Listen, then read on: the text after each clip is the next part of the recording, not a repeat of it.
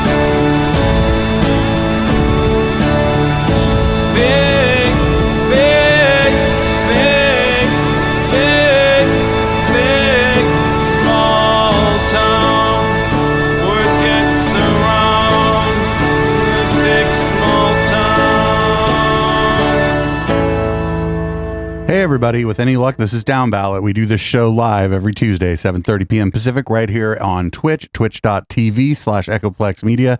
I'm producer Dave, and you can find me on Grindr. And this is the Councilman. You can sometimes find me on Twitter at @THE_Councilman. Other than that, you can usually find me just staring blank-faced at a open space that's been crusted over after the entitlements have been given out and nothing has developed. I have no idea what the fuck you're talking about, but that's why we call you the Councilman. Exactly. If you know, you know. That's all I'll say. So just a reminder for everybody, we are moving to a new studio August 1st or thereabouts. Patreon donations, direct donations via Streamlabs or just go to our site, echoplexmedia.com/support. We'd like to buy some cool toys and maybe even offset some of my moving expenses, but primarily buy some cool fucking toys, some lighting, maybe some cameras. Just, something always comes up when you move, and something always comes up when you build something. So yeah, I mean, beer, Coke, drugs, other pizza. I mean, that's just for the people to help you move. Oh yeah, I don't be like, hey, help me move. You get pizza. I just like hire people. That's probably sensible, actually, more reliable that way. If you're giving them Coke, that's probably not it's a good incentive maybe for them to show up, but maybe not for a quality job well done on the first try. Yeah, for sure. So also real quick, tomorrow for the Intellectual Dollar Tree, we'll be running a pre-recorded interview. I interviewed Chris Kavanaugh from the Decoding the Gurus podcast. It was one of the weirdest interviews I've ever done because as soon as the call started, we just started talking. I didn't even really introduce the interview. And so we'll be running the full patrons version tomorrow night. So if you aren't a patron and you want to hear the whole thing, you can go ahead and tune in tomorrow night or it'll be tonight, I guess, if you're hearing this on the pod for the Intellectual Dollar Tree. And or yesterday if you're listening to the pod late. Or otherwise, if you want the whole thing, you just go to patreon.com/Echoplex. All summer long, patrons at any level get the entire audio capture of all of our podcast recording sessions, not just the $5 and up. And we'll consider continuing that on going forward. We're thinking about it. Ding, ding, ding, ding. So let me see. Are there any other announcements? Yeah, I guess I redid all the software here and it seems to work. So that's great. Crisis averted. Well, I thought it was going to be a crisis and then it wasn't a crisis. So I feel like that's the sort of sub tagline of Downballot or Echoplex Media. Crisis averted. Crisis averted. But of course, as we know in Downballot, crises are very, very rarely averted, especially locally here in politics and real estate and other areas. So I forget honestly if we touched on this story last week, but there's been some developments in terms of details for leading off tonight. If you want to roll with the docket. Yeah, we got looks like Great America is technically, I guess the sale went through and it's the property went for $310 million. I don't know if that includes all the equipment or just the property. Good question, actually. We might find out from the story and we can talk about it on the other side. TV's James Torres has more on the details and tells us how much longer you have to enjoy those rides and entertainment. California's Great America has been the South Bay's local amusement park since 1976, and now it has at most 11 years left before doors are closed for good. It's been a long time. A long time where rides, entertainment, and events staged in the backyard of the Bay Area. The reign of California's Great America is coming to an end. I don't know much, but I've heard it's a blast, and we were considering going today. The amusement park's owner, Cedar Fair, announcing the sale of Great America to a San Francisco-based real estate company called Prologis, a price tag of about $310 million. President and CEO of the Silicon Valley Central Chamber of Commerce, Christian Malisic, says he saw this coming. With the price of land in Silicon Valley going up, and doesn't seem to be any stop to it, it's hard for a park that covers so much acreage like Great America to make the kind of revenue it needs to make to stay open. Cedar Fair says it looked to sell the park since 2021, hoping to reduce its debt and invest more money in its other resort properties. According to federal filings, Cedar Fair will now lease the park from Prologis for at least 6 years at a rate of more than $12 million a year. Cedar Fair will have an option to renew the lease for an additional 5 years, but Prologis does have the power to cut the deal short so long as they give a 2 years heads up. That means Great America will not stay open longer than 11 more years. As far as a local amusement park, it was Great America. So the fact that it's going away, it's weird. While the closing may seem like a bummer, having a big heads up is a huge deal for nearby businesses needing to adjust to the change. What employee has ever given their employer a 10-year notice? That's certainly tons and tons of time. And, with things like the World Cup coming before that, that's going to balance things, the scales the other way, and fill up all the rooms everywhere and bring all kinds of jobs to the area. In the meantime, nothing about the park will change. In fact, representatives with Great America say they have a lineup of entertainment, events, and festivals for the remaining years. Prologis did release a statement to me saying they are excited to work with the city of Santa Clara to determine what will take over this land next. They say they have not yet made that decision. Reporting in Santa Clara, I'm James Torres, KTVU, Fox 2 News. Producer Dave, the last time you were at Great America, can you recall? Must have been. I went for a ravey rave thing in my 20s. They did ravey rave things at Great America too? They did it was like a rave night or whatever. It was like in the early 2000s when like raves and festivals were kind of at their peak. Like the thing. They were the thing to do. Yeah. To get all mollied up and hit the dance floor. Yeah, they didn't see fit to book me, but whatever. It was like a bunch of DJs I'd never heard of. The music wasn't that great. It was like definitely more mainstream than I would have hoped for. But it's Great America, for fuck's sake. I mean, shame.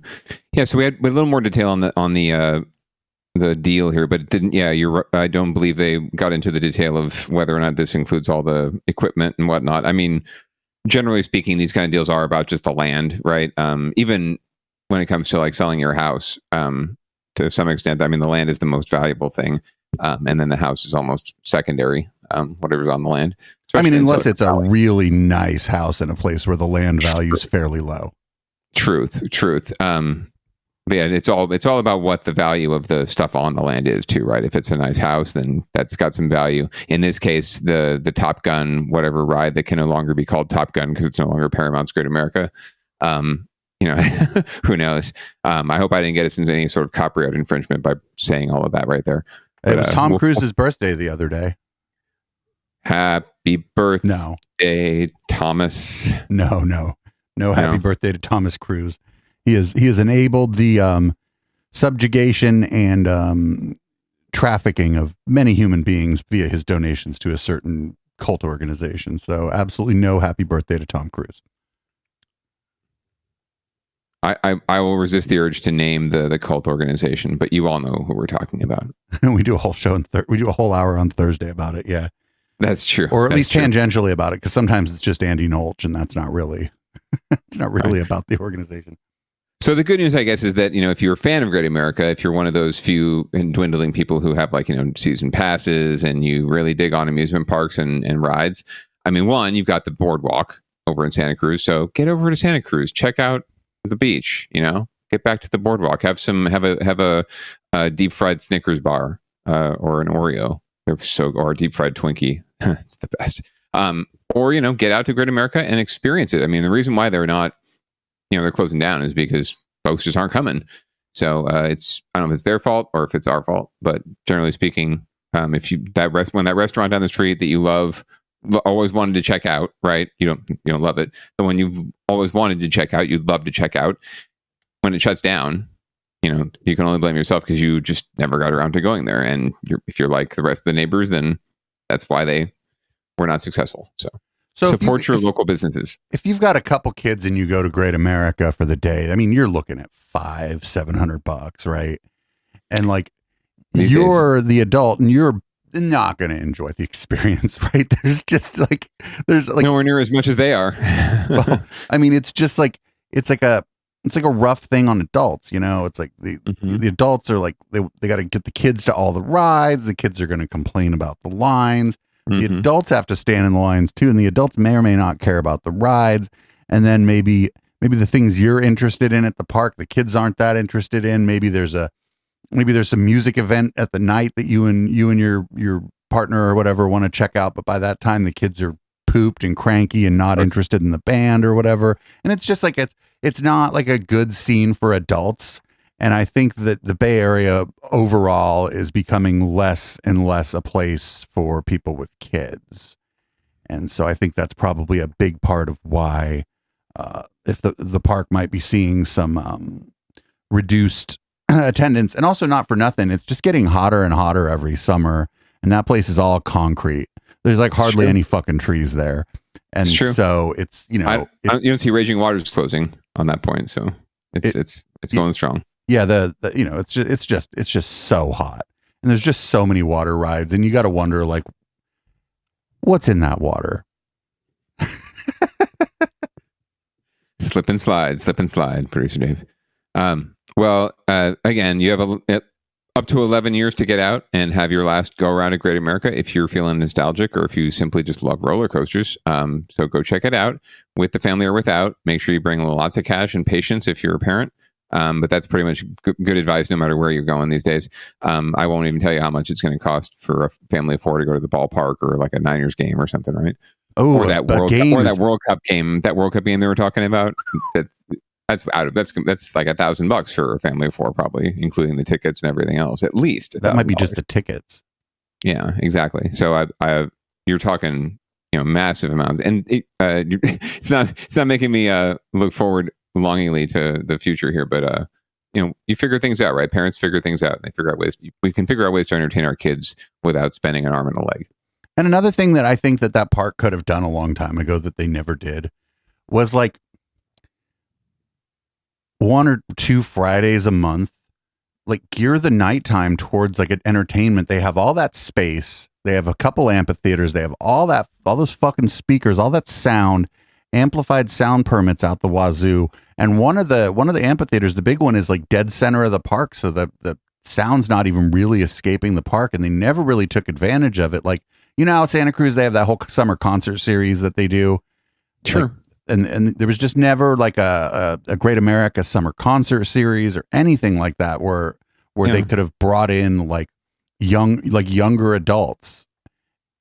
And they could have even turned off most of the rides except for the rides directly adjacent to where the concert was, and mostly shut the park down except for like the event space. They never did anything like that. The couple times they did that, I thought it was stupid because they tried to leave the whole park open, and it was like, you're losing so much money and your employees hate you. And yeah, I'm seeing that. You're seeing that actually. The San Jose Museum of Art has a great like third or fourth Thursday night where they keep it open and you can come and have drinks and hang out. And there's music, usually a DJ or a band or something playing. And you can check out the exhibits.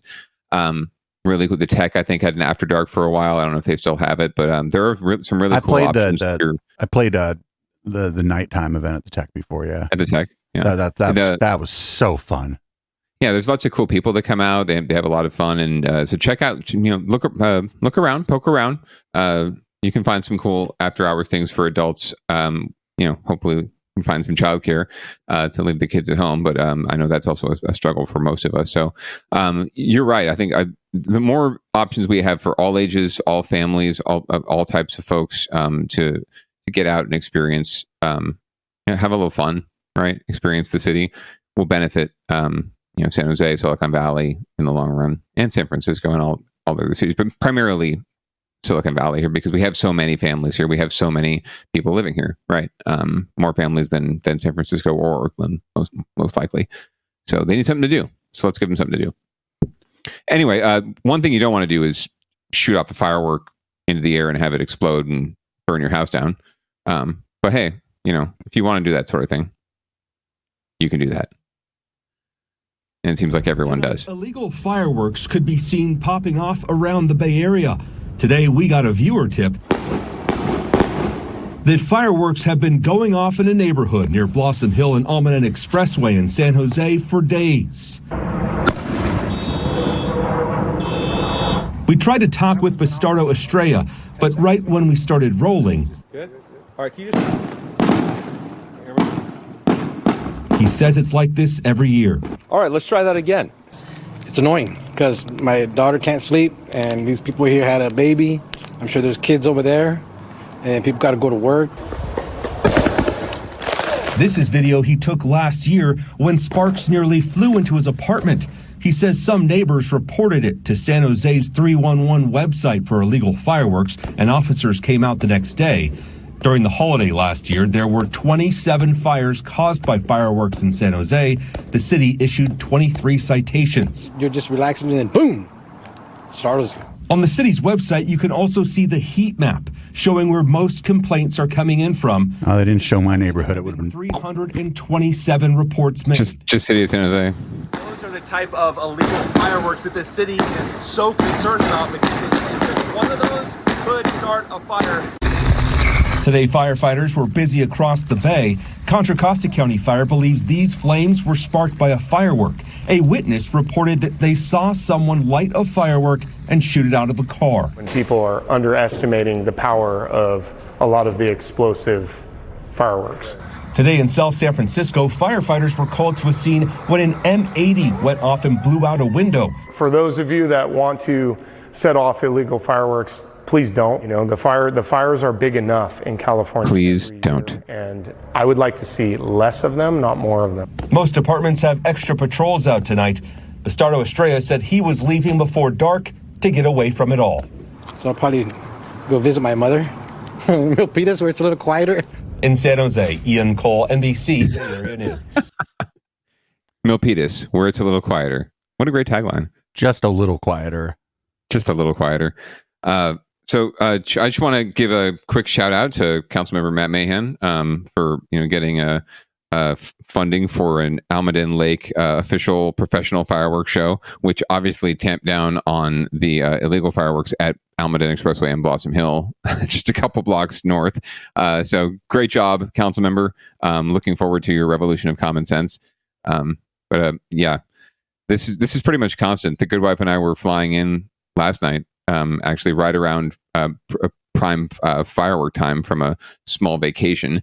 And sure enough, you look out the window on either side of the plane as you're coming into San Jose from the south, and it's just, it's a free-for-all out there. People really don't give a shit about the fines. They don't give a shit about the reporting app. They want to set off some fireworks, they're going to do it.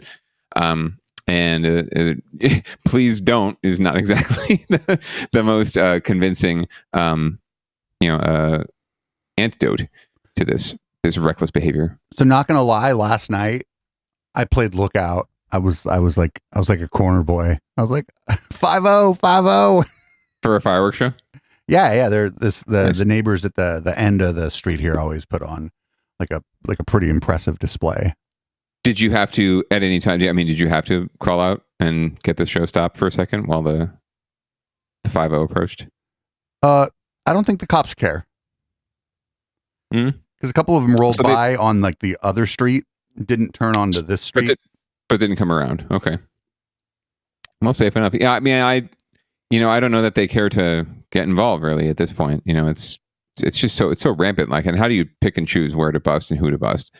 They just don't have the time, and they probably feel a little overwhelmed. And not for nothing, there's just a lot of apartments around here. So if the cops come down the street and everybody runs to their apartment, how the fuck do you figure out who went where? And sure, like literally 45 seconds later, you're on your fucking couch watching TV. You watch fireworks on TV.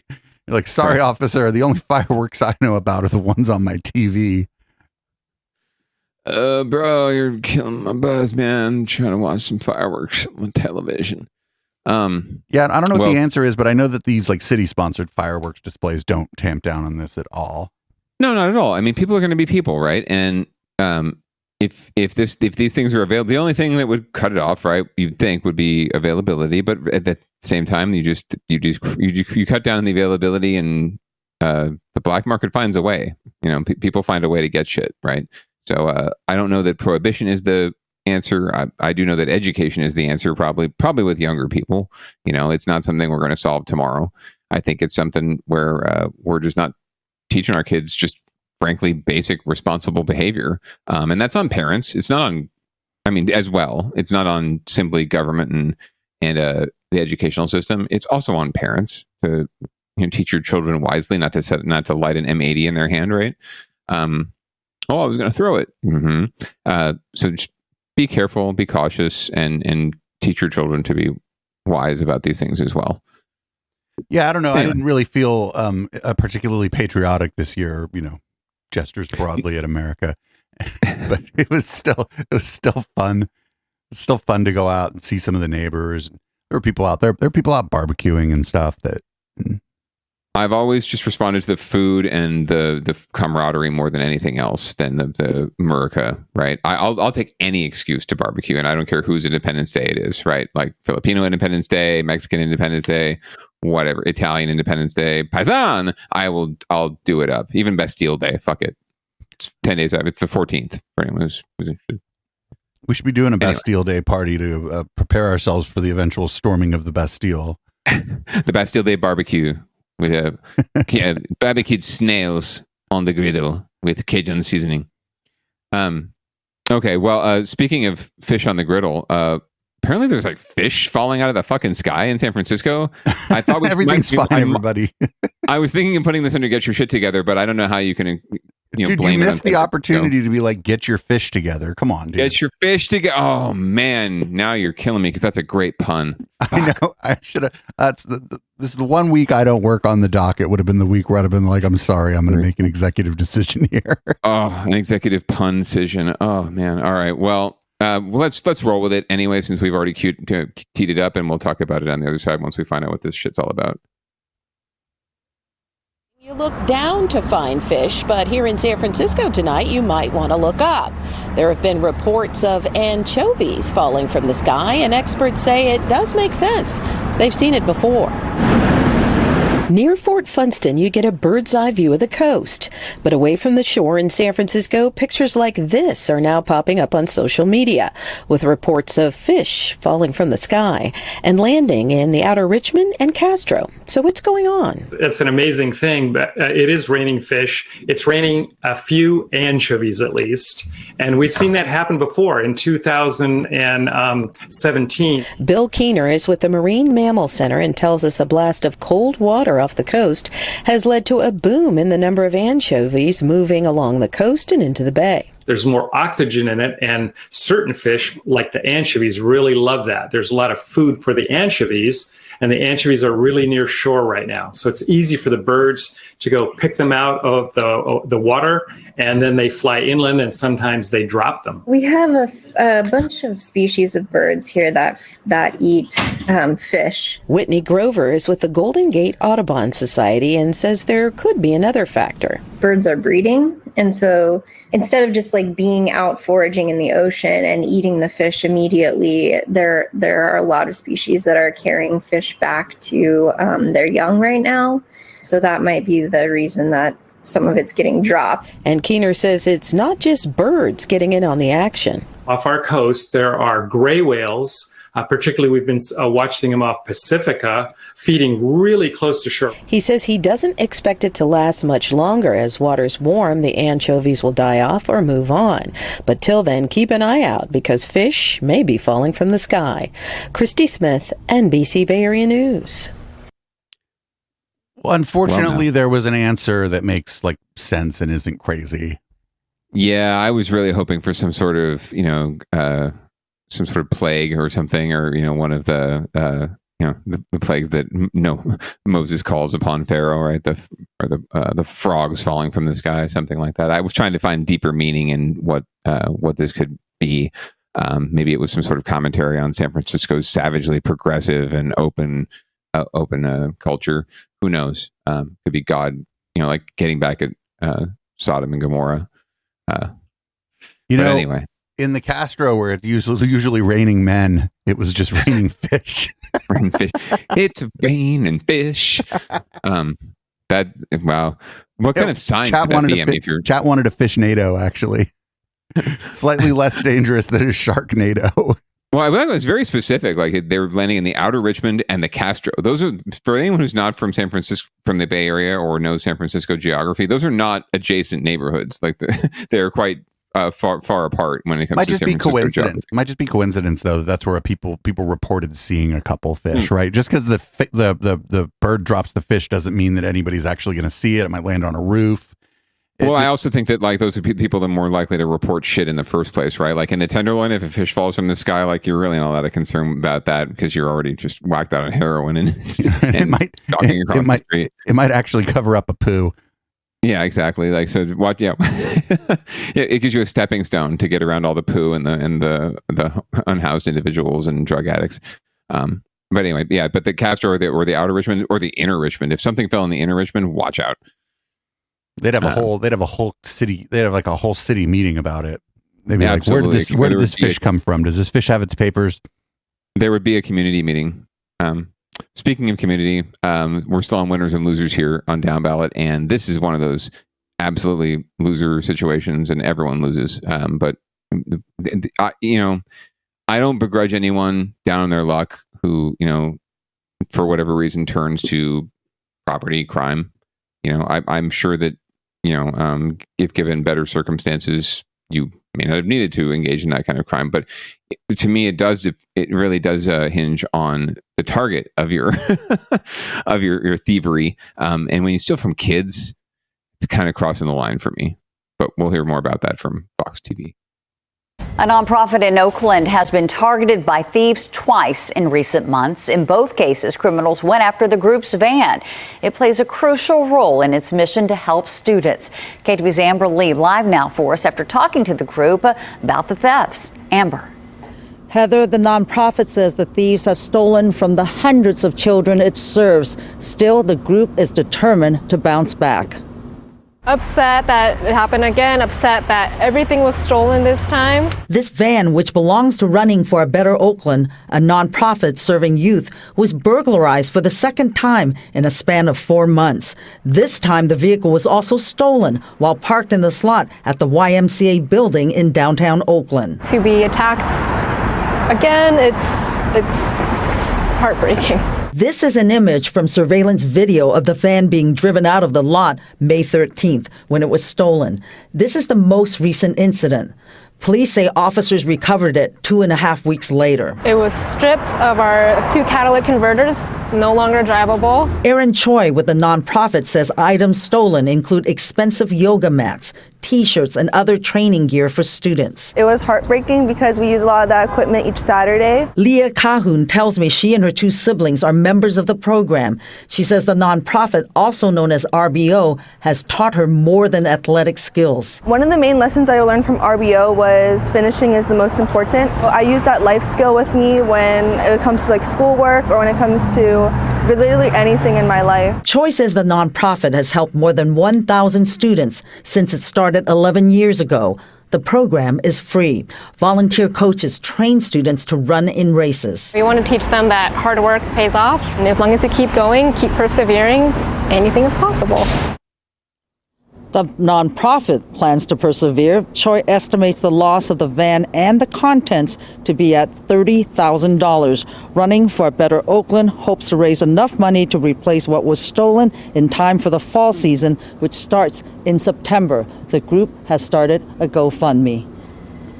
Yeah, and as a runner myself, Amber, I just love what this group does. As you mentioned, that GoFundMe page, hopefully some people at home will be moved to contribute. Amber, thank you. Thanks for not giving us the link. Fremont police are investigating a crash. Producer Dave, are you moved to contribute? I might be if the news would have given me like a keyword or there's a link on our website or. Yeah, that would have been nice. Although that being said, the kind of publicity they're getting over this, I saw this on multiple news channels. I'm sure we could probably find their GoFundMe while we're sitting here in the chat. Maybe you can take a chat. Go take a look. Find the GoFundMe for Running for a Better Oakland. I would almost guarantee they're over their goal already because I think that story was at least a couple of days old. And in that case, give me money instead. But yeah, please don't. I'm sure they'll be fine, but please don't steal from kids. That's just so dumb. God, for the love of all things holy. What are you going to do with a bunch of used yoga mats and a van? Smelly yoga mats. Yeah, what are you going to do with yoga mats and kids' T-shirts that are branded for a particular particular nonprofit? There's just no resale value. You're just stealing to steal almost at that point. The catalytic converters might be worth something, but you're costing them $30,000 and you're on the other end, you're getting $600. I suppose you could have a really fabulous yoga themed kids birthday party. But I don't know. But yeah, you're right with the branding on it. That's a little sketch, a little sus. I don't think that would fly. There would be too many questions. So yeah, please don't do this. Unless you're, work something. You can work something out, right? You can find a van somewhere else. Everyone's got vans. Still from FedEx. FedEx has a lot of vans. Or Spotify, Well, the other Spotify, sorry, Amazon. A lot of these bigger companies have GPS and stuff in their vehicles, like their tracking devices that are probably pretty hard to disable. That's true. Even the scooters have tracking devices, don't they? They're tracking us all, producer Dave. They've put microchips into our brains via the COVID vaccine, and now they're following us everywhere. That's really funny. I have here's a Sam Harris. We'll be able to put technology directly into our brains. Very nice. Everybody check out the Intellectual Dollar Tree podcast. Absolutely. So and check out the soundboard. So we got one more on Get Your Shit Together. It appears to be that Palo Alto be Palo Altoing. Yeah, I mean, they're racist. What are you going to do? It's what you get when you have a city that's predominantly white people. Well, this news conference comes as police in Palo Alto are right in the middle of a hate crime investigation. Officers say racist graffiti was found at Pardee Park along Channing Avenue and Center Drive. Police say someone discovered writings on a playground and bits of the equipment there, and there were racial epithets aimed at black people. Teams have since removed that graffiti, but police are still working to figure out when the incident happened and who is responsible. Good on the news for not showing like the racist graffiti. Yeah, typically what they'll do is show they'll do a B-roll shot, and then they'll have blurred out what it says. But you can, if you have any sort of awareness at all, you will know what it says, right? They don't blur it out so that you can't read it. Yeah, but in this situation, good on them. It was a short story, though. I probably won't learn any more, but just not an uncommon story, unfortunately. In those parts. We can kind of jump off from it a little bit here. I'm like hoping it's dumb kids and not like something else a brewing either in Palo Alto or the surrounding areas, That's my preference too. And I absolutely like to think that because you see this a lot. So hopefully it's just kids, but still something is a brewing, and it's everywhere. It really is everywhere. It's in your neighborhood. It's in mine. And the lawn signs tell the tale, frankly. The lawn signs tell the tale of where people stand. And there's just enough of the signs out there that tell me that folks, really don't care about others. They care about themselves. And that's it.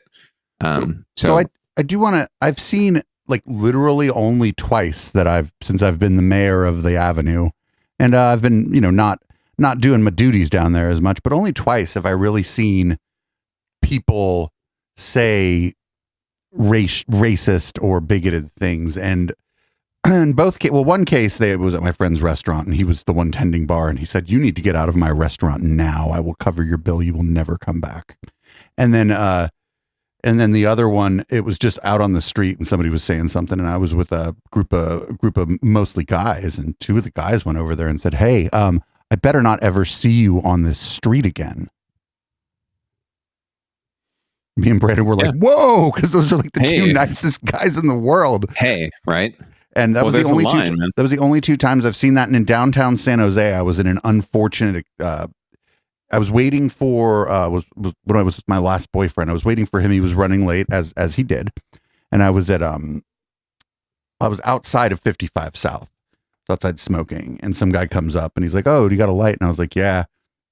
And then he just kind of starts talking about the money and the power in Silicon Valley. And I'm like, "Oh man, I'm already a little drunk. I don't want to have this conversation." And then boom, the Jewish question. And I was like, "Hey, I don't want to talk to you." He was like, "Why?" And I was like, "Because you're a bigot." I was like, and I just like walked to the other corner, and he followed me. And then I was walking into the bar, and the doorman was like, "Hey," and I'm like, "You see that guy behind me?" He's like, "Yeah." I'm like, "You can let him in if you want, but I don't recommend it." And then they didn't let him in. I was like a regular there, and like the place was pretty busy, and I wasn't like dramatic or whatever. I was like, "You can do whatever you want, but I don't recommend it." And the guy then started getting shitty with the door person, and then as I was walking off, the door guy was like, "Hey man, good looking out." That guy was an asshole.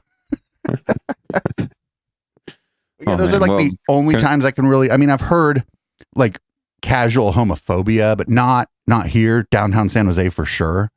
I remember, and I recall a time at one of the venue in Cupertino that we go to a lot, and somebody outside had decided that a woman outside was trans.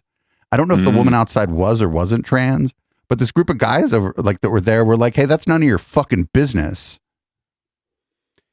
I was like, "Oh shit!" And then the guy left. You love to hear it. You love to hear it. It's interesting, and the good wife has pointed this out on a number of occasions. The predominantly when I encounter racism, whether it's implicit bias or it's intentional bias, it's in my family. It's actually in, like I said, it's right next door. It's within the people that I was raised to, love and respect and care about. And it can be difficult in those situations to just break down and call them on it, but you kind of have to. And I'm learning that and trying to approach things from a different perspective and trust that if your family does care and if they truly aren't necessarily, trying to be racist, hopefully they should respect you calling them out and showing them when they're a little off base. And I certainly respect when people call me out. It might be a little, tense. It might be a little squishy for a minute, but when I think about it, generally speaking, most times they're right. And I do have to take a step back. So I think everyone needs that moment, and we need to call each other out more often. There are some circumstances where I do think that things are so, like an environment where things are so wired up already that it might not be the best environment to raise the issue. For example, a sporting event. Oh yeah, where fans are very fired up. It's happened to me where I've heard some absolute racist comments hurled at players, at ball players, professionals. And I certainly have wanted to, whatever team they're playing for, want to turn around and give what for to the person who said it. But knowing the environment, knowing that they've already had like 3 or 4 beers or 5 beers, who knows how many in the parking lot, it's just not necessarily the time or place, because at the end of the day, I also want to think about what effect is it going to have? What help am I going to be by doing that, right? Am I going to really change this guy's or gal's mind, with my whatever I'm going to say to them, right? To admonish them for it, no matter how calm and collected and magnanimous I am, right? Is it really going to move the needle for them when they're already 10 sheets to the wind and, they're not really going to, I think, perhaps absorb anything from the situation? I mean, not for nothing too. They're probably there with their boys or with their friends or their girlfriend or their family members or whatever. And you would hope that maybe even if not in the moment or whatever, one of their boys is like, "Hey, we were at the game the other day and like, I was embarrassed. I didn't know. I didn't know that. And I don't really, I don't want to go places and have to deal with that. Because you don't know what, you don't know. People pull people aside. Generally, after a while, like you can hear it. Like you can hear people trying to like find the way to just interject or intervene, right, and just calm them down. But it's never about addressing what they're saying, like in whatever the the implications of what they're saying directly. It's usually just about, man, you're drunk, or hey man, stop being loud and embarrassing us, right? It's more just like that kind of thing. You never hear them directly addressing like, hey, you're being fucking racist, bro, shut up. Well, I mean, that probably does happen though. You're just not, you're the odds of you hearing that particular thing. Right. I mean, and you're right. Like, and perhaps the best time is after the fact, right? Is to, in some situations, right? Especially if you're going to be friends with this person and you see them on a regular basis and go out with them again on a regular basis, right? To have or you fun. Maybe you decide not to anymore after the 5th or 6th time. Right. Or you make happens. that choice. Right. And then if they ask why, then you tell them why. But yeah, so there are times and places, but at the same time, we do need to. It absolutely needs to be called out on all levels. That's the only way we move forward, right? I only remember one instance in which we, as a group, excommunicated somebody for that kind of shit. There was this guy, like we kind of knew him, and he was hanging out. Whatever, it was usually pretty cool. He always had weed, would always throw in on booze or whatever. We're like early 20s, and but then like we're young. But every once in a while, he'd just say something kind of off, right? And like not like super racist, but off. And then one night we were at a party at like a condo complex. This guy, I don't know, his parents were rich or whatever, and he had a condo. And security got called. And after security left, the guy started freaking out and this and that. And because the security guard was black. And then the guy who owned the house is like, or the apartment was like, oh, or the condo or whatever. He's like, you can't be here anymore. He's like, who are your people? And then my friend Jorge was like, we used to be his people. We didn't know this. And the guy's like, right answer. Y'all are welcome to stay. Let's he's like, you get out of here and let's keep doing what we're doing here. It's good social hosting right there. Yeah. Again, just don't. We all, and this is a great lesson for myself too. All of us should not be afraid to call this out, but be careful in the situations that you do this. Counter protest situation at City Hall, probably not the best time to be calling out the minor factual inaccuracies of something someone is shouting while they're waving a sign, and perhaps a gun now, because in California and anywhere you can pretty much carry a gun wherever you want. Fantastic. According to the Supreme Court, at least. So we're going to move on to get your shit together. This is going to be Oakland needs to get their shit together. Apparently they're closing down several more schools. Yes, Oakland Unified has been plagued by like many other school districts, lower enrollment as people move out to more affordable pastures out of the cities. So they have less money, because enrollment means money. So now they're going to have to figure out how to consolidate and close some schools. And this is apparently the third time they've had to take this vote, because the public has just lashed out. And we've seen some pretty disruptive meetings on Downballots past of Oakland's unified meetings about this subject. So this is the latest installment. Within the last 90 minutes, the Oakland School Board once again rejected a proposal to save some schools already slated for closure or consolidation. This is an emotional issue for many parents, students, and staff, but the district tonight said those closures will indeed happen. KTVU's Amber Lee live tonight in Oakland, where that contentious meeting was held. Amber? And she working hard. Mike, parents and their supporters were emotional as they lined up to address school board members. Now, despite their pleas to keep schools open, the vote did not go their way. President Yee? No. The motion is not agreed to. The Oakland School Board voted 4-2 to reject the resolution to rescind school closures. The decision came after 2.5 hours of public comment and a presentation by parents who are fighting to keep schools open. I'm justifiably upset that there was no listening. They knew coming in what they were going to say, what they were going to do. The mood was contentious throughout the meeting held at La Escuelita School. The board immediately adjourned the meeting following the vote after a chair was thrown towards the stage where board members were sitting. This vote is the third time the board has voted down similar resolutions during the past few months. The district says it is dealing with declining enrollment and a budget deficit. I do not believe we have the resources to maintain the number of schools that we have and the footprint. It stretches our resources too thin. I'm very upset, but not surprised. I have fought against school closures for a long time. The last thing that I ever imagined that I would be sitting on the school board and have my colleagues on the board not listen to the community and vote to close community schools when we have money to keep our schools open. This fight is over 10 public schools either already closed or slated for closure next year. Opponents say they are closing schools that serve a large population of Black and Latino students. They're cutting services for our children. They're cutting teachers. So we're upset. During public comment, opponents say the fight to keep schools open is not over. You look like us, but you're not. You're not. Wrap it up, please. Yeah, I'm going to wrap it up. I can't wait for November.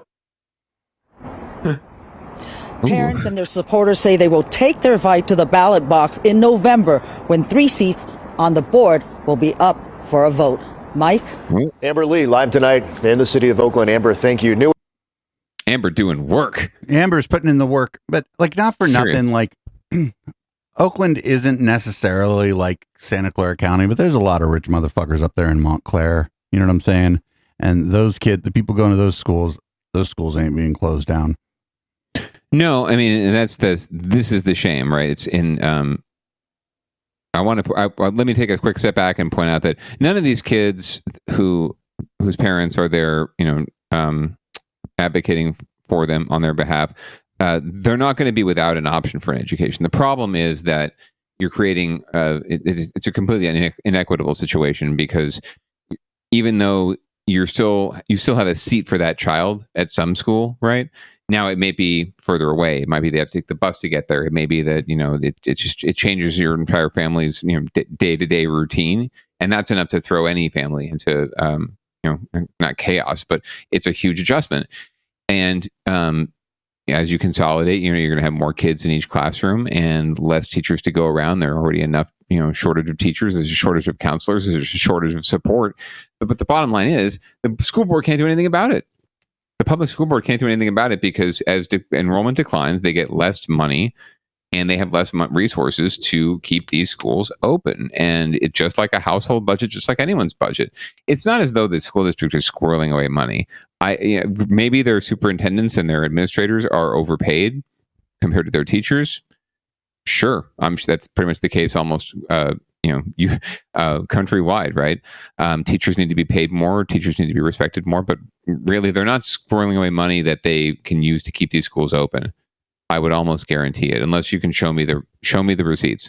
That being said, parents who are concerned are right to be concerned. They're right to burn the house down. I don't think they're right to throw chairs at the school board, because a lot of these school board members, like that gentleman Michael Hutchinson, they're parents. They used to be right on the other side of that public comment line. But I don't think you can be surprised that this is happening. This is a byproduct of where we're at in terms of our economy and where people are moving and shifting and living. And if you can afford private schools, you send your kids to the private schools, and they're going to keep their doors open. They're going to keep all the services coming. And then that leaves less, you pull your kid out of public school, put them in a private school. That's less money for the public school, right? And that's impacting the kids that are still left going to the public school, because that's their only option.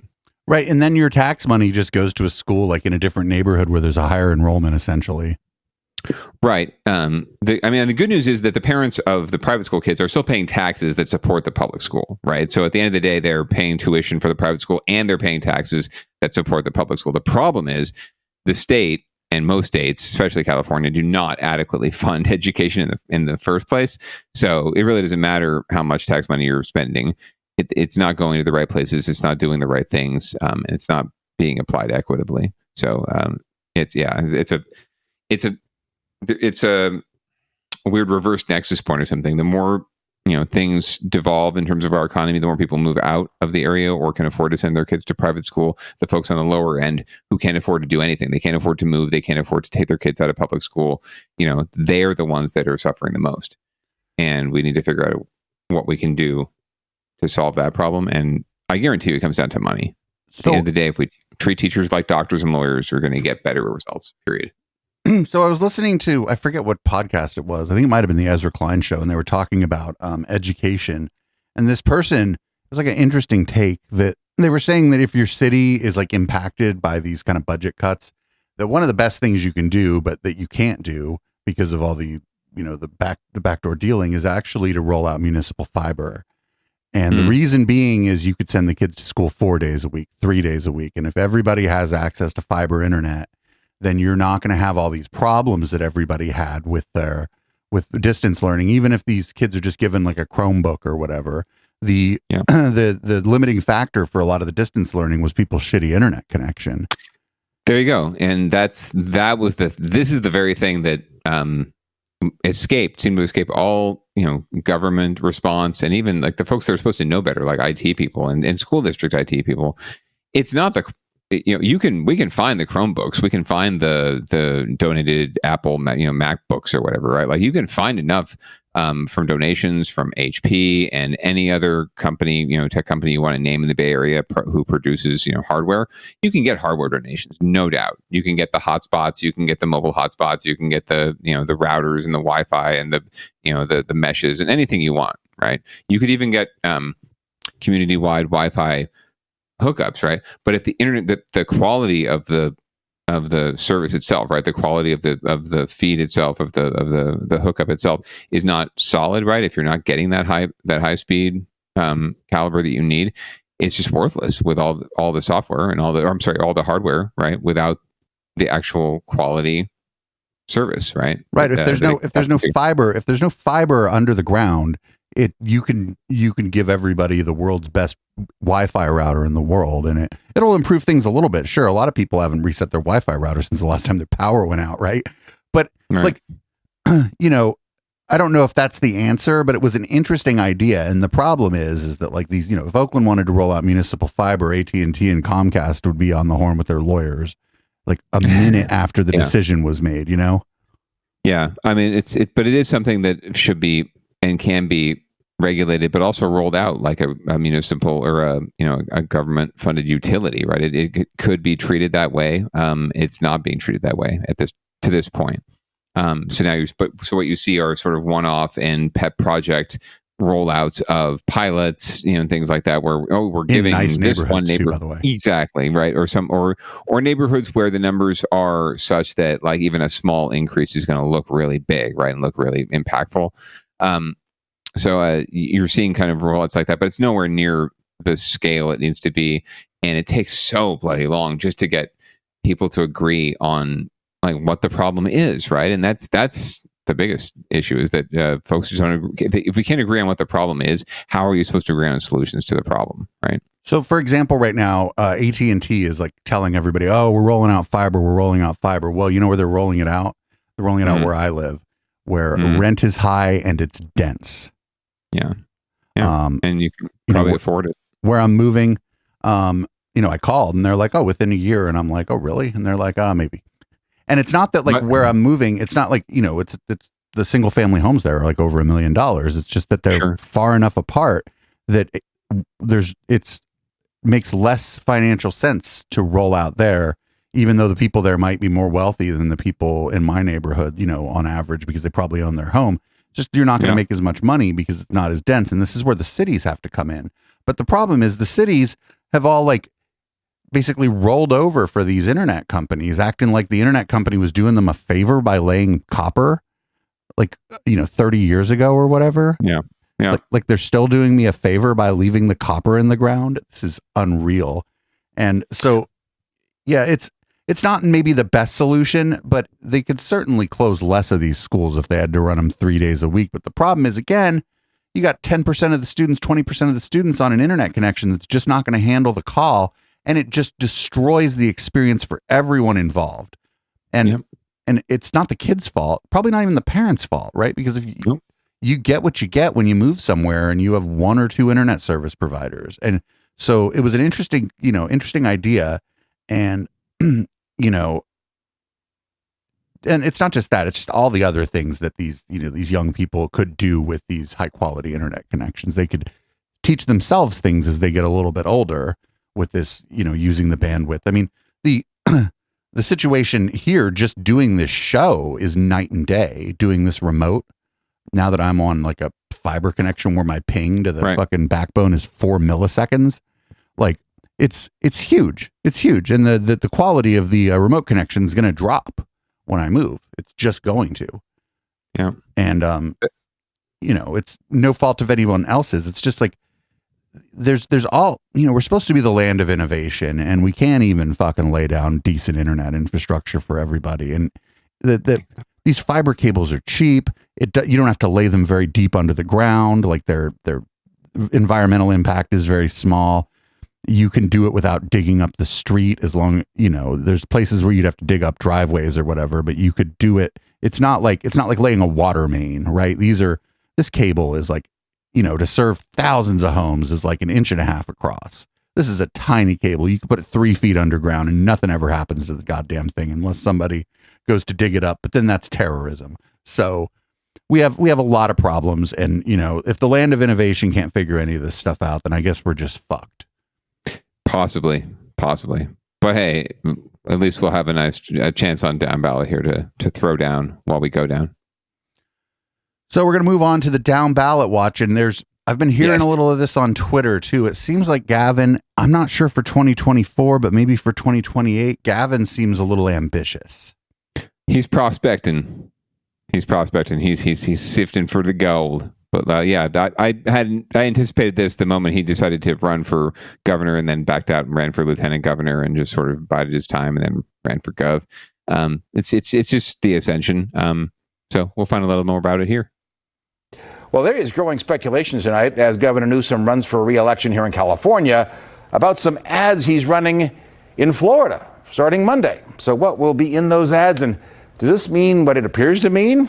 NBC Bay Area's Ian Cole joins us now to explain. Ian. Yeah, and Terry, I spoke with two political analysts about this tonight. Both say the governor is trying to expand his voice on issues on a national stage. I know, right? What is this? Trying to lay groundwork for a presidential run.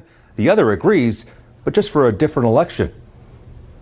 Despite saying in the past he has no interest in running for president, Governor Gavin Newsom will start airing advertisements in Florida starting Monday.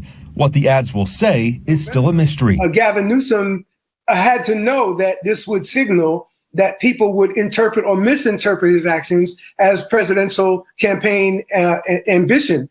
USF political science professor James Taylor says it's likely Newsom will address Florida's Don't Say Gay law that went into effect today, banning classroom instruction on sexual orientation and gender identity. After the recall, Newsom got stronger, and I suggested off the bat that it strengthened his position to run for national office. And he's been vocal on major issues, today tackling gun reform. To right-wing Republicans all across this country.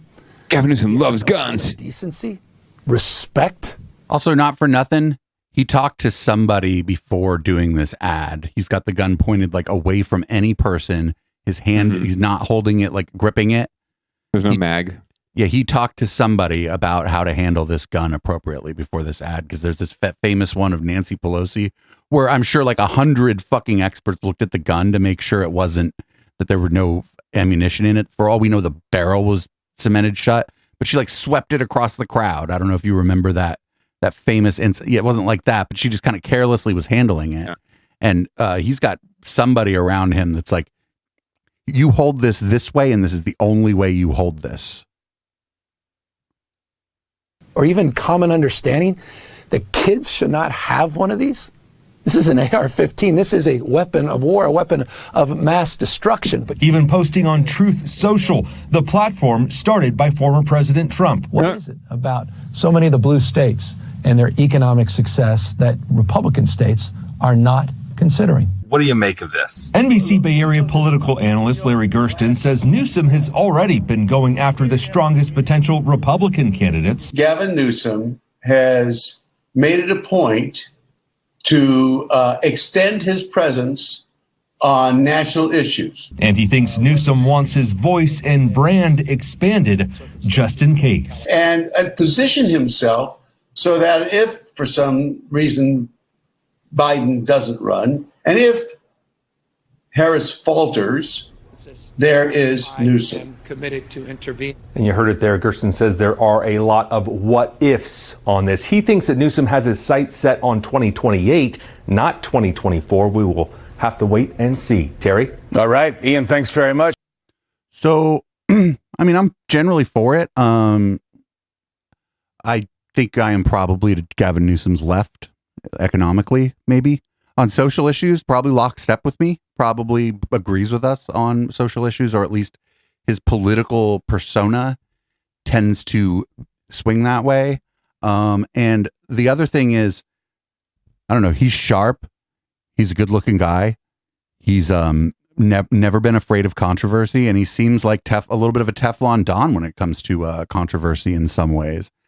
You know, and I just feel like, I don't know, I kind of thought he should have run in 2020. Well, there have been 46 presidents of the United States, and 45 of them have been white males. So, and even Barack Obama was Scotch-Irish, half at least, so, and raised by his white grandmother. So there you go. Take it for what it's worth. But yeah, no, I think that Gavin makes a very solid candidate in 2028, regardless of where Kamala ends up at the end of the Biden presidency. That's also assuming that Biden runs in 24. But things change on a moment's notice in politics these days, and I think it's yet to be seen what the makeup and the scope of the 24 election is going to look like. Even in the wake of all that's happening now, we have the midterms to get through still, so we'll see. But this is certainly the trajectory. I mean, I think this is exactly what he's looking for, what he's aiming for. He's not very subtle about it. It's no surprise that he and Sam Liccardo share consultants, because Liccardo is very much so obvious in terms of seeking some sort of higher office at some point, right? Trying to position himself for that run at some point. So we'll see where Gavin ends up. But I certainly feel like this is no surprise to anyone who's been watching his ascension for any period of time. Yeah, it's it's generally good. And I don't know if he's just running ads in Florida to kind of stick his thumb in Ron DeSantis's eye. But I think all things considered, if he's going to be running as a Democrat in the future, sticking his thumb in Ron DeSantis's eye, whether or not Ron DeSantis would end up being his opponent if he were to even be the nominee, it's good politics, because like a lot of even like just centrists and liberals don't like what's going on in Florida. They don't like just kind of the tone of the politics there.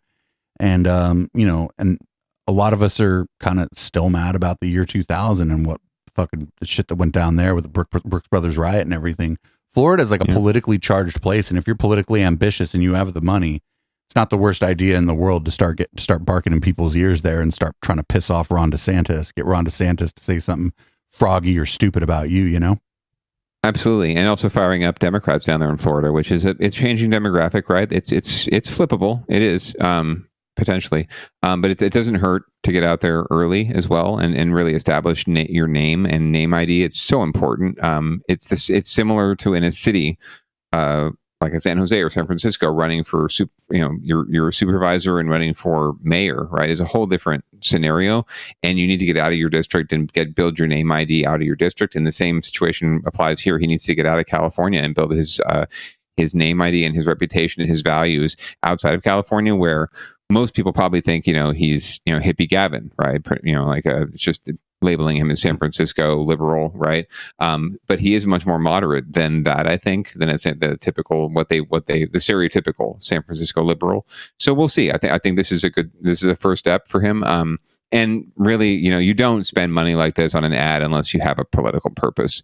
So I don't think it'll be anyone's surprise if Gavin decides to throw his hat in the ring at some point for the top job. Not for nothing. I don't think there's any real harm if there was a strong primary contender for whoever's currently the president. I actually think political parties do themselves a bit of disservice for the general by not having like a real primary when their person is the president. Because if there's a real primary and a real challenger, that person who is most likely going to still end up winning is going to have their face on TV a lot more, and they're going to be able to get their message out, and they're going to be kind of practiced against somebody coming after them, and they're going to be, if they just got out of a more difficult primary than they expected, then their team's all on point. Everybody's like ready to go. I think it's a good thing. And I think that either political party would do themselves a bit of a favor by not being discouraging people primarying the president. I agree. 100%. I think you're right. The primary is there for people to run in it. And I'm talking to you people still mad about 2016. The primary was there for people to run. The problem with the 2016 primary is only 3 of them motherfuckers ran. There should have been 10. Yeah. So there you go. Don't be afraid of the establishment. Get in, make even if it is just to make a fucking point and to move the needle. That's exactly what the primary is for, is to force the issue, to force accountability. So please do not be afraid to primary anybody, especially if they're not representing our values. Especially if you're in a party and they're not representing the party's values. You should not be afraid of incumbency. You should not be afraid of the establishment. Run with reckless abandon. That's what I will always encourage. Maybe not for myself, but I'll be there to back you up. I'll be there to back you up if you need help. And not for nothing, in 2016, they totally stole the primary from Martin O'Malley. I've seen The Wire. I saw what kind of a political animal Carcetti was in The Wire. Mm-hmm. Oh yeah. Dirty. They did him dirty. That was my boy, my white male, champion. All right. Well, moving on down the ballot, just real quick touch on sports. We don't do sports a lot here on Down Ballot, but this has a sort of public works / sports application. The A's are looking to build a new ballpark and a new development down by the harbor in Oakland, and they passed another hurdle on their way to getting this done. It is a huge win for the A's, not on the field, but about this. Their stadium. Today, a commission most people have never heard of separated Howard Terminal from the greater Port of Oakland. It's not the final step, but if it didn't go the way it did today, it would have been the final straw for the A's in Oakland. Metaverse? NBC Bay Area's Valina Jones joins us now from San Francisco, where today's meeting took place. How did it go out there today, Valina? Well, it was a long meeting. They have been discussing this for hours. And like you said, while this decision does not mean the stadium's a lock, what it does mean is that those A's fans that want the A's to continue to stay rooted in Oakland, well, they have a reason to cheer. Now, this comes after hours and hours of public comment here tonight. The San Francisco Bay Area Conservation Development Commission had to decide whether to remove port priority use at Howard Terminal. They voted yes, essentially saying the terminal isn't necessary for the port's future expansion. If they refused, though, it would have been game over for any A's ballpark on the Bay, and there were plenty of passionate supporters on both sides of the debate today. After losing the Warriors and losing the Raiders, our staff have, our members have had their hours greatly reduced, and for them it's a priority to keep them here. What happens between now and 30 years from now? Every single scenario anticipates compounding growth. Every single scenario then means we need more acreage, not less. And then the commission gave the A's and their fans a win, separating the terminal from the port and allowing the plan for a ballpark to continue to move forward. Critics from the East Oakland Stadium Alliance, representing port workers and terminal operators, say the port is essential for future growth and is suing to stop the project. Now, this is just one of the many hurdles that will come in the future, but at the end of the day, this is a big win for the A's, but those who are in opposition say this is just the beginning. In San Francisco, Valina Jones, NBC Bay Area News. So it looks like there's kind of competing labor interests here, right? The port workers are like, hey, you're taking up some of the port. You're going to increase traffic. It's going to be harder for me to get to work. The trucks are going to have sometimes a harder time getting in and out because of all the commerce going here, and it's going to make our jobs more difficult. And we may lose some jobs. Things may slow down here, and people may choose San Diego or Seattle or whatever. And then the service workers are like, hey, this is there'd be a lot of hours for our union members. And so, we're a service economy now, so I think the service workers union is probably going to win out. Truth. And they also have, we're talking about a lot of residential units coming to that area too. It's mixed use, right? So it's not just commercial. It's a lot of people living there and spending their money there. So it's really almost necessary for the service industry, right?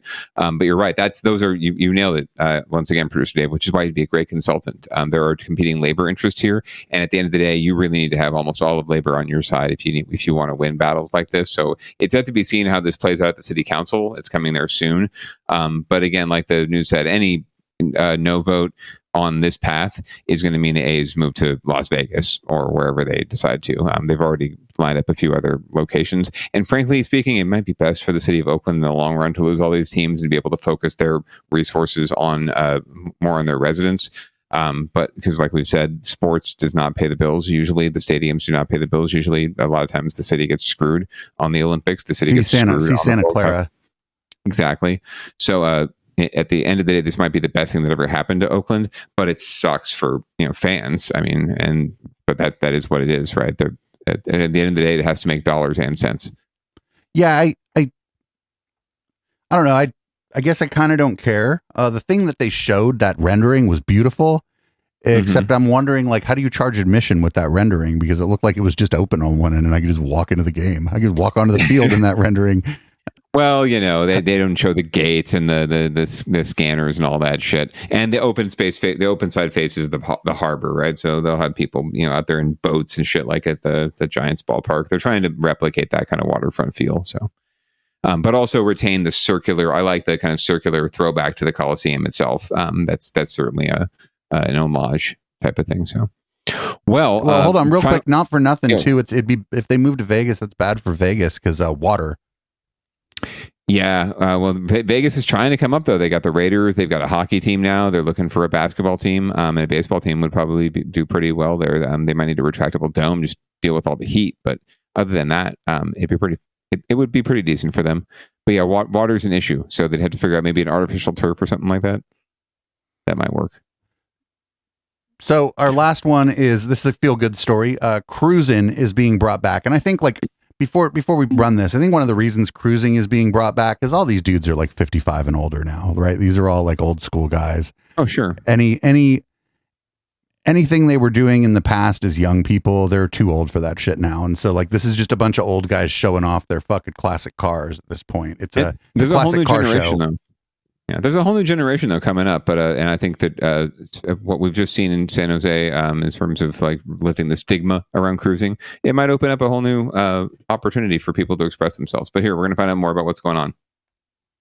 San Jose has turned the corner when it comes to cruising. The city council voted to lift a ban that had been in place for 30 years. Advocates argue the ban was used to discriminate against their Mexican heritage and culture. KTVU's LaMonica Peters live tonight in San Jose with reaction from members of the low-riding community. LaMonica? Mike, cities across the state are lifting their bans on cruising, saying that they led to racial profiling and criminalized an entire community. Now the city of San Jose is lifting its ban, too. Over the years, I was stopped dozens of times by who's that guy? police. He's And a cop. every time I was made to sit on a curb while I and my car were searched. And I was questioned about my presumed gang involvement. Last month, San Jose City Council member Raul Perales talked about his own experiences driving as lowrider and the consequences he faced. On Tuesday, City Council members lifted the ban that had been in place since 1992. The no cruising signs are really an archaic form of profiling. Oh, I know that guy. As lowriders as a community, and it was time for them to come down. San Jose police said the ban hadn't been enforced in years, but they still supported keeping the ban in place, calling it a tool to ensure public safety and deter crime. While cruising won't be the focus, police will still enforce any other laws broken. Rick Cortez, a member of San Jose's lowrider community, says an entire group shouldn't be penalized for individual behavior. In any industry, any ecosystem, any community, there's going to be some negative influence, but that does not define the community. Cortez says now he's focused on the future. In January, he started 408 Art with a grant he received from the San Jose Creative Ambassador Program. The series of summer workshops will teach the next generation about lowrider culture through history, art, and technology. What we're doing is we're building these sound reactive lights that are a very popular accessory for lowriders called color bars, and they react to music.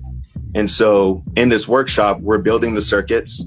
We're showing them how every piece works with each other to create these sound reactive lights that tie them back to lowrider history. Cortez says that lifting the ban gives the lowrider more bounce to the ounce, a sense of security that they're not doing anything wrong when they're cruising. Now they just want to continue the tradition and honor the culture. Mike? No doubt a long and cherished tradition by many in that community. The 30-year ban. Yeah, Mike knows all about it. Thank you, Mike. Mike's got a 6'4". Dude, absolutely. 6'5" Impala rolling out the back. So this is good. That shit is cool. That shit is fucking rad. I was never into like big older cars. Like when I had cars, I always liked little sports cars, but that shit is rad. Cruise nights are rad. It's a fucking car show. These dudes fucking, some of these cars are just works of fucking art that these people have spent countless dollars and hours of their time like perfecting. And some of these people are like doing these customizations on them that are like, they're not taking it to the shop. They're doing it themselves. These things that they're doing with the reactive lighting. I know that's not new, like not a new technology, but now the boards are like the size of like a fucking, like a fourth of a credit card to do that.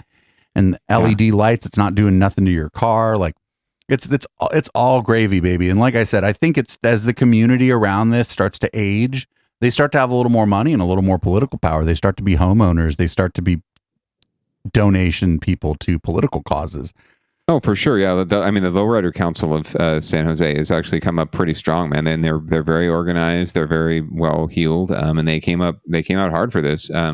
and good on them. They're getting politically engaged. That's the fun part, is that folks like this are finding out that, politics and all that shit that they usually poo-poo, or might just, shun off or just be apathetic about. It does have an impact. The people you vote for, the things that you support do have an impact, and the things you show up for have an impact. So, hey, good for them. Let's go cruising. Well, and I just also feel like there's a way that the city won't do it, because San Jose just doesn't do stuff like this. The city could just lean right the fuck into this. Oh, well, there are actually already plans for some organized, sanctioned, permitted cruise events coming up soon, over the summer at least. So look out. Story and King, East Santa Clara. It's going to be fun. So not recently, but like a few years ago, I was seeing lowriders at a bike party, the regroups, and I was seeing them. Mm-hmm. They were going to the organizers, and at first I didn't know why, and then I found out they were getting transmitters, and they were that bump in the trunk.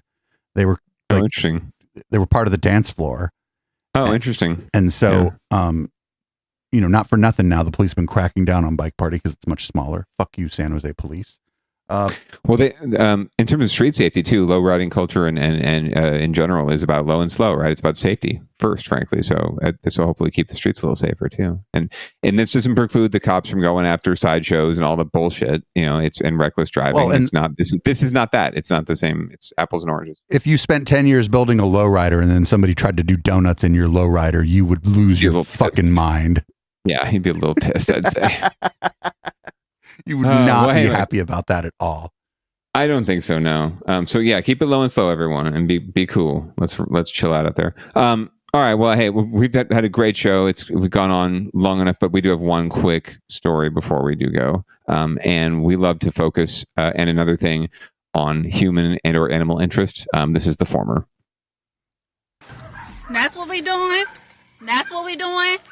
Yep. All on camera. Yep. Tense moments as a hammer is thrown at a car in Oakland after Circa Pinnell says she caught these two individuals inside her husband's SUV after they not only broke into it, but also busted into that SUV's gas tank too, one that had a lock on it. You hear stories like this, but you don't actually see it. So you're doing something to try to prevent it by putting a lock on it and then realizing that people are still able to get to your gas by drilling through it. It happened on 35th Avenue in the Laurel neighborhood of Oakland, where Pinnell's mom lives. The SUV was parked on a street. My friend Stephanie's club's in that neighborhood. Pinnell noticed the doors were open and yelled towards the people inside, who got in their white SUV and drove off.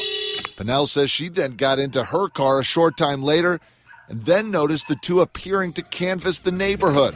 Upon confronting them, the woman took out a red hammer and hit her car. High gas prices or not, Pinnell believes they took about half a tank of gas and says that is just wrong. It shows at times are tough, but it's still no excuse to do something like that, because you don't know what that person is going through and how tough it is for them. It's tough for us too, but, we're not going around stealing people's gas. We've blurred out the faces of these two because police have not named them as suspects. Pinnell says she has filed a police report, gave Oakland police the video showing the license plate number and two individuals in question, but has heard nothing back from OPD, who had no new info for us as of Sunday night. She's speaking now to warn others. I think it's just, unfortunate that people are able to do things like this, and at the end of the day, really just get away with it. In Oakland, J.R. Stone, ABC 7 News. So not for nothing, throwing that hammer at somebody is like an assault with a deadly weapon. You're not committing a minor crime once you move from I've siphoned the gas out of someone's tank to now I am throwing a sledgehammer at someone. You've upped the ante in a dramatic way. Crossing the line for sure. You're going from property crime to, physical crime. Violent crime. That's how they refer to it. So, yes, do not cross that line, folks. But good on this person for catching it on video, getting their license plate, getting their images, and shaming the fuck out of these people. But again, we're getting to that Mad Max point where you're going to see a lot more of this kind of shit, like the catalytic converter theft and the gas theft, and it's not going to get better. So be vigilant, but also be mindful, and let's figure out a way to get out of needing gas. Maybe. Also, shout out to the gal they were interviewing for popping on a pair of headphones, honestly. Yeah, serious. She was ready. She was ready for that. She had her camera out. She was ready for that. She was ready for the interview. She wants to make sure that this gets documented. So good for her. All right. Well, we're up against it. You want to read this show out? Fuck yes. Thank you as always for joining us either live here on Twitch or on the podcast version of Downballot, the greatest local politics podcast in America, or at least San Jose and Campbell and the greater Bay Area. If you wanted to tune in, please come back at 7:30 p.m. Pacific next Tuesday night and any Tuesday night right before Local Love. Please stay tuned for Local Love, which is coming up next. Get your vaccinations, get your booster, make sure you're wearing a mask if you're indoors, and pants are optional. Peace.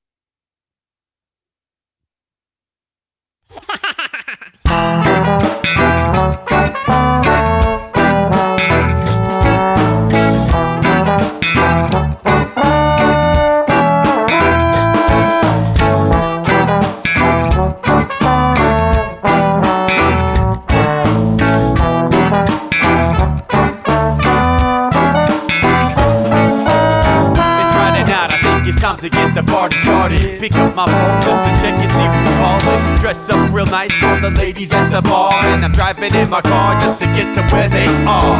Here at the local scene is where I plant my feet. It's where I smoke my cigarette and I hold my drink. I look at all my friends, they're all blazing greens. Here at the front of the stage waiting for MTV. Where are those guys who's standing next to me with a pipe in his hand ready to blaze for me? About 5 minutes later we're all singing Queen. I get the fuck up on stage, man, like the scene, yeah. We do what we want, and what we want is to jam. So sit back and enjoy the band. We do what we want, and what we want is to jam. So sit back and enjoy the band. Enjoy that band. I turn and head back to the bar for a refill, man, because you know where we are. We're headed out to the car to smoke another one and another one. Now just when the magic starts kicking in, I hear relapse playing, it's time to head in. Alright everybody, now it's time to grab a new drink. Spark it if you got it and then pass it to me, yeah. We do what we want, and what we want is to jam. So sit back and enjoy the band. We do what we want to do, and what we want is to jam. So sit back and enjoy the band. Enjoy that band. Last up on the bill for the show tonight is Down and Dirty at 5, so we're headed outside to spark up another joint. Now who's got my lighter? Stoner E, of course, shouldn't you be inside? I'm all up in this bitch, being who I gotta be. I'm fucked up like the U.S. economy. The truth is that I don't think logically. Stoner E take you on a psychedelic odyssey. Now inside motherfuckers is rocking me, and outside shit we smoke a lot of broccoli. Rocky the roller, yo, that sexy girl be jocking me. Ain't too drunk to fuck, but I'll probably do it sloppily. We do what we want to do, and what we want is to jam. So sit back and enjoy the band. Enjoy the band, enjoy the band. We do what we want to do, and what we want is to jam. So sit back and enjoy the band. Molly say that he like jamming, and he hope he like jamming too. Well, I gotta say, thank you, Bob, we do. Yes, I gotta say, thank you, Bob, we do. Well, Bob Marley said that he like jamming, and he hope he like jamming too. Well, I gotta say, thank you, Bob, we do. Yes, I gotta say, thank you, Bob, we do. Yeah, we do what we want, and what we want is to jam. So sit back and enjoy the band. We do what we want, and what we want to do, what we want is to jam. So sit back and enjoy the band. Enjoy that band. We do what we want to do, what we want is to jam. So sit back and enjoy the band. Enjoy that band. We do what we want, and what we want is to jam. So sit back and enjoy the band. Just what we want and enjoy the band. So sit